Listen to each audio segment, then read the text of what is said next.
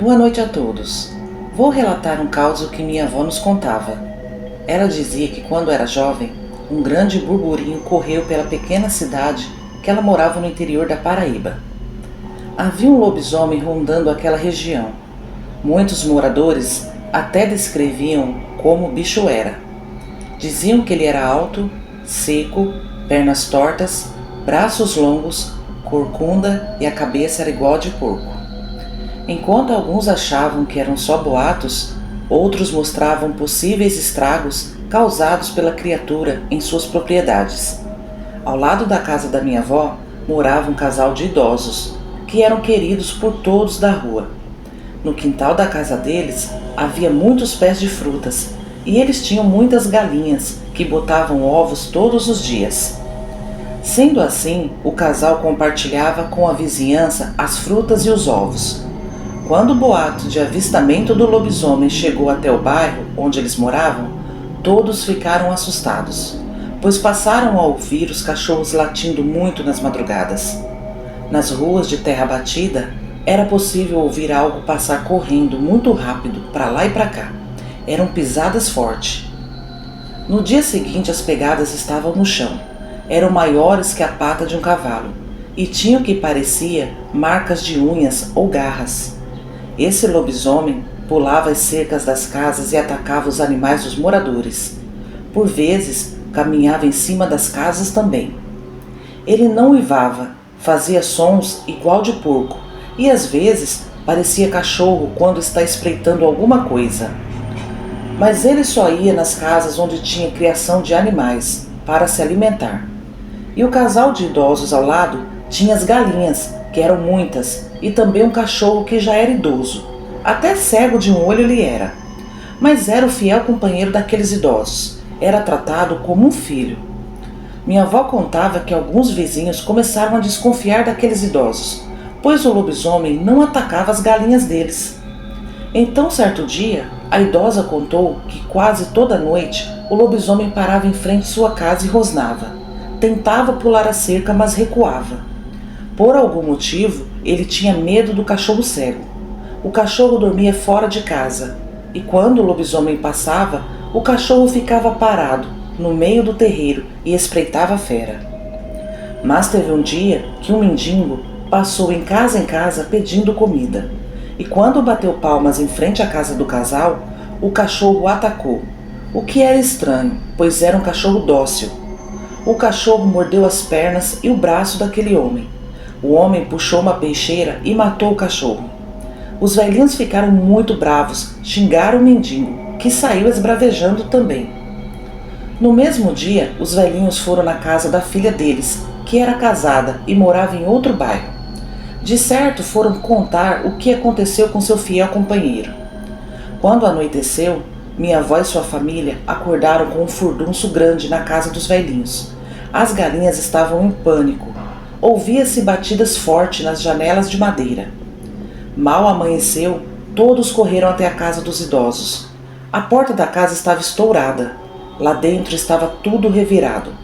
Das galinhas só sobraram penas e pés. Logo mais, os idosos chegaram, acompanhados da filha. Todos respiraram aliviados, pois achavam que eles haviam retornado para casa na noite anterior. Os coitadinhos choraram muito quando viram o que sobrou da casa e das galinhas. A filha pegou o que sobrou e os levou para morar com ela. O que se sabe é que enquanto o cachorro cego era vivo, de alguma forma protegia os velhinhos. O lobisomem ainda rondou por muitos anos aquela região, dando prejuízo aos moradores, até que sumiu e nunca mais se ouviu falar dele. Obrigado por narrar o meu relato e boa noite a todos.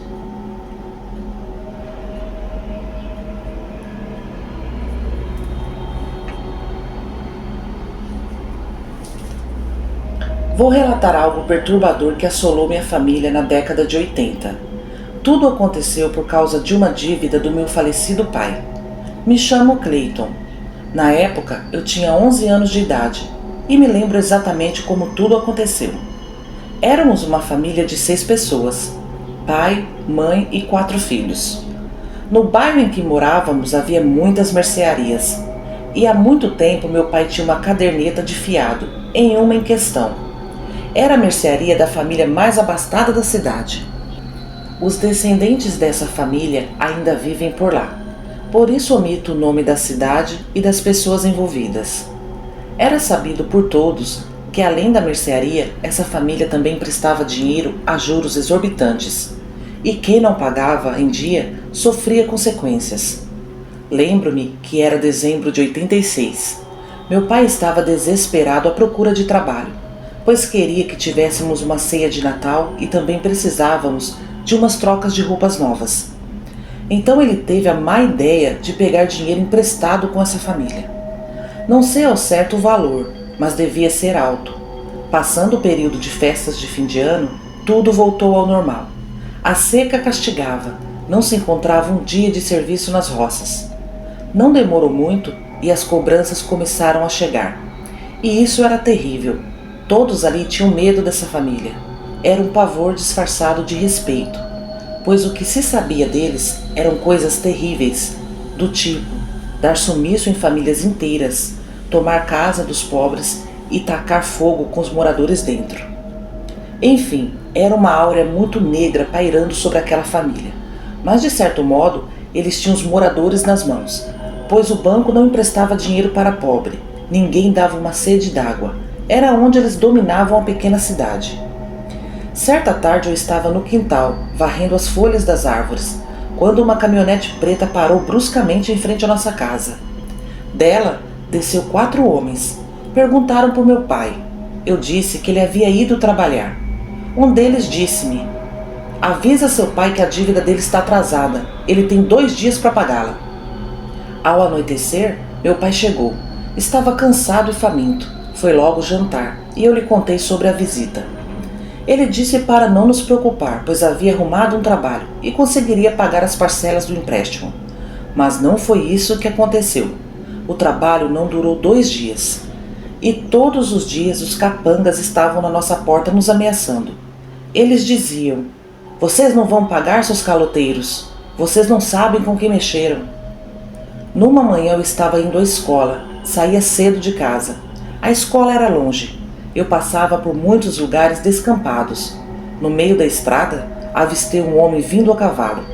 Ele parou ao meu lado e me disse: "Você é filho do caloteiro, né? Dê um recado a ele. Diga que a partir de hoje a dívida será cobrada de outro jeito." Fiquei com muito medo daquele homem. Ele era carrancudo, barbudo. Eu saí correndo e retornei para casa. Ao chegar em casa, falei para meus pais sobre a ameaça. Minha mãe pediu ao meu pai que nos levasse para a casa dos meus avós. Ficava longe daquela cidade, era o único jeito de escapar. Mas não deu tempo. Na mesma noite fomos surpreendidos com algo sobrenatural. Estávamos dormindo quando acordamos com batidas na porta. Nos levantamos assustados. Meu pai perguntou quem era. Nesse momento, ouvimos uma voz que era conhecida. Era a voz do meu tio Santino. Nos afastamos da porta. Fiquei todo arrepiado, pois meu tio havia falecido há 1 ano. As batidas aumentaram e a voz ecoava: "Abre a porta, meu irmão. Eu estou cansado e com fome."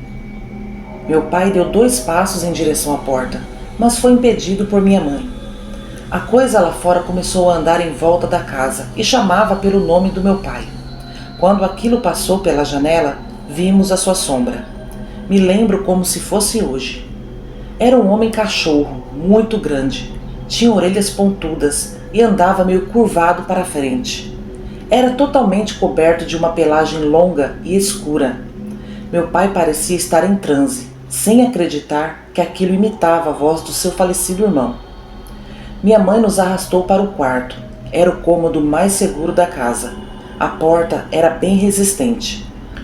O lobisomem dava coices na porta da cozinha. A qualquer momento ela cederia. De repente aquilo foi até a janela do quarto, onde estávamos. Dava para ouvir ele rosnando e suas garras arranhando a madeira, tentando abrir a janela. Nesse momento, saímos correndo do quarto e entramos no banheiro. O banheiro era apertado, muito pequeno. Mal coube nós 6 lá dentro.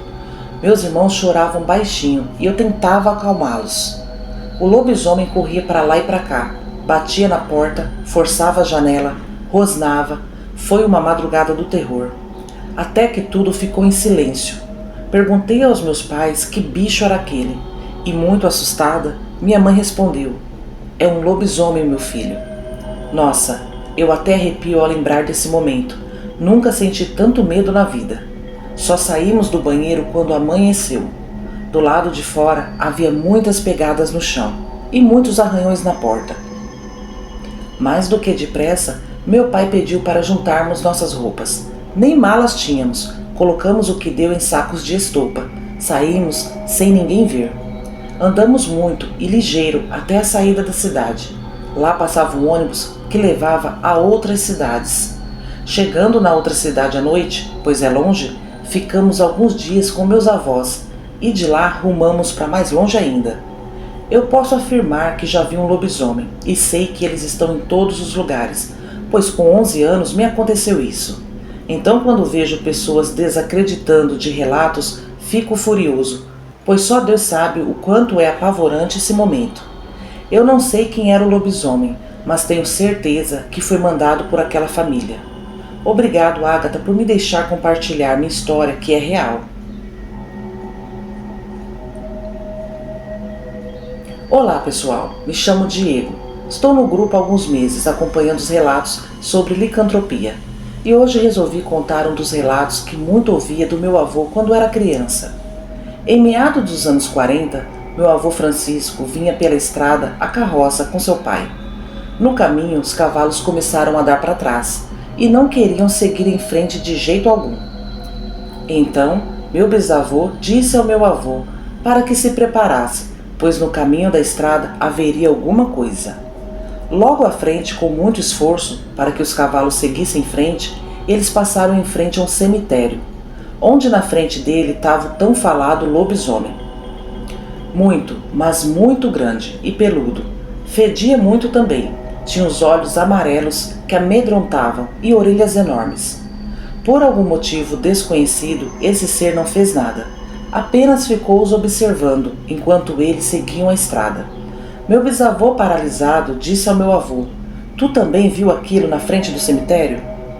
Meu avô, sem palavras, apenas respondeu que sim com a cabeça. Se era realmente um lobisomem, eu não sei, mas é uma história real que meu avô viveu, e lembro que quando ele contava era com muita seriedade. Futuramente conto outros relatos da minha família. Espero que tenham gostado do meu relato. Boa noite a todos. Olá, canal Uivos. Lembro-me que era quaresma. São muitas as histórias que meus pais e avós contavam a respeito desse período sombrio.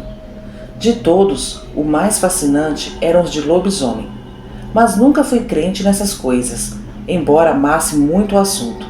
Eu não acreditava, pelo menos não, até aquela noite. Por mais ou menos 2 noites seguidas, eu ouvia uma respiração muito forte, seguida de um odor carniceiro terrível que invadia meu quarto. Eu sempre ignorava, pois ficava com medo de ir conferir. Minha janela sempre permanecia aberta, para correr um ar fresco pelo quarto, mas naquela noite me arrependi amargamente de deixá-la aberta.